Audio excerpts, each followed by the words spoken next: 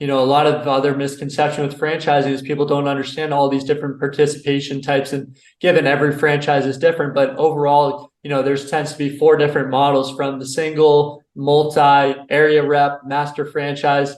Then there's four different participation types with the owner operator, executive model, semi-absentee, and full absentee. And from what I understand, you guys also have like a developer of 10 locations. Can you speak to just the ability to scale the Schooley Mitchell franchise?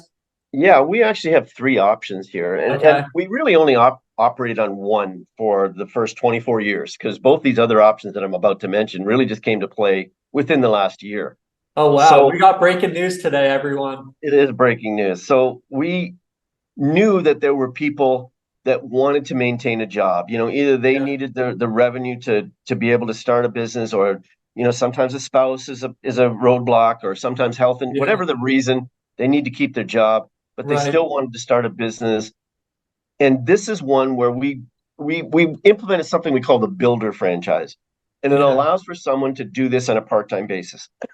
Now, if they don't have 5 to 10 hours available to them per week during business hours, so if they need to have flexibility in their schedule to have at least that, they shouldn't Yeah. do it otherwise, because they're not, this is a business to business service. You got to talk to business Yeah. people. So you have to have some time available. So we do have that part-time option. That's It's, awesome. it's not a whole lot different than the others, just a little bit more methodical and slow build up. So we have that. Right. The one you mentioned is what we call the developer franchise. Now, it's not an area development, it's not a master franchise. It's really just allowing someone to operate in 10 locations simultaneously, or Okay.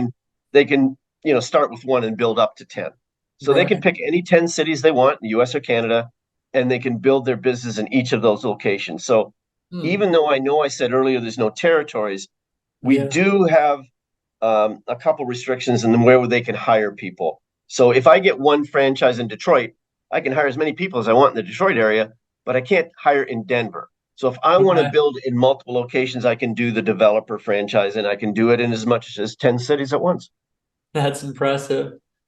But yeah, so it goes back to how scalable the model is, and it really is just that common sense. And as I talk to people, there's always really kind of three things that people talk about. One kind of just going back to, when can I break even? They make this big investment. When do I get my